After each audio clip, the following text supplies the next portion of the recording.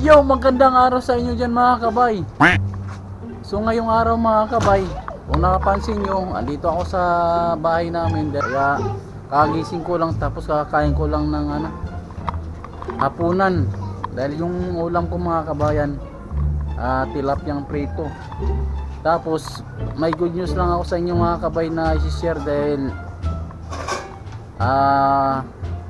nakabili tayo ng motor na may sidecar.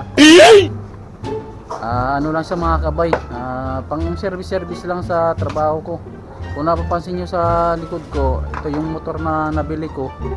Tinanggal ko lang kahapon mga kabayan yung sidecar nya dahil inayos ko yung mga niya, yung flaring niya kasi maluwag tumutunog yung yung mga flaring niya, kaya pag pinatakbo siya parang may umuugong. Ito siya mga kabayan, ito yung tatak nito mga kabayan.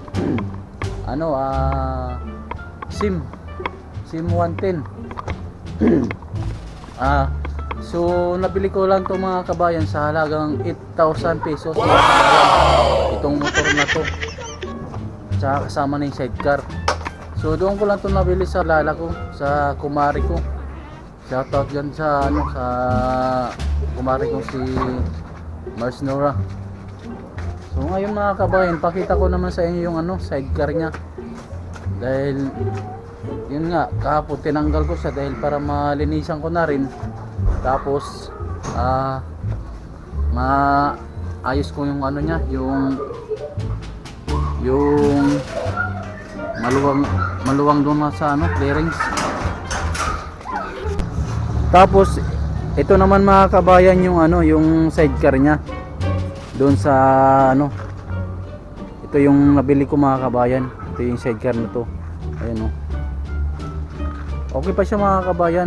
Tapos yung loob tsaka yung upuan okay pa naman, yan yan, di ba? Okay pa siya mga kabayan. Tapos ito naman yung ginagamit ko mga kabayan, yung tricycle nung una. Ito ang una kong ginagamit, itong Yamaha na YTX. So kaya mga kabayan, itong nabili kong sidecar, itong nabili kong tricycle, siya mga kabay, palitan ko na lang siguro habang hindi pa kinukuha ng mayari itong tricycle na to. Kasi itong mga kabayan, hindi talaga sa akin to, sa mayari ng bahay na to. Siya yung mayari ng tricycle, yung kung saan kami nakatira. Ito yung mayari ng siya din ang mayari ng tricycle. Kaya maraming salamat. Kaya ngayon mga kabayan, ipakita ko pa sa inyo yung yung niya, yung motor niya. Dahil okay pa naman siya Ito mga kabayan, tingnan natin siya ng maigi. So ngayon mga kabayan, ang may diferensya lang, ito yung yung niya, upuan. Madali lang to mga kabayan, palitan lang to ng sapin. Tapos kanina tinanggal ko yung ulo, yung headlight nya, para kasi kanina nilagyan ko ng brake light yung brake fluid, yung hindi dito sa may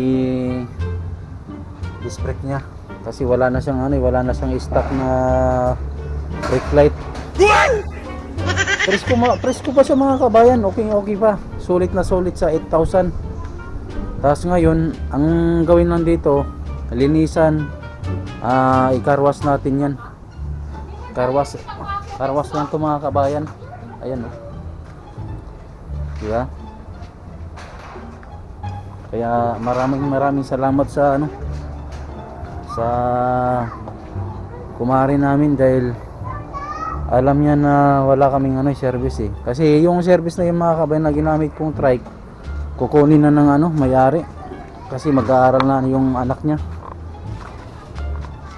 Tapos ito mga kabayan, may siya Tapos yung flasher niya mga kabay, sinubukan ko kanina pinalitan to, pero ayaw man. Siguro yung relay yung may diferensya nito mga kabayan, yung relay. Tapos yung mga papel natin, yung papel nito mga kabayan, okay ng mga kabayan, sa kompleto naman. Tapos sa ano, pag may araw kami, may maluwag kami, baka sunod araw, pupunta kami ng ano, kukuha ko ng ano, deed of sale, para katunayan na nabili namin ito. Tapos papirmahin ko yung may-ari, para once na magka-trouble, at least may papakita ka. So yun lang mga kabayan. Update na lang sa sunod na ano, sa next video mga kabayan. Maraming salamat.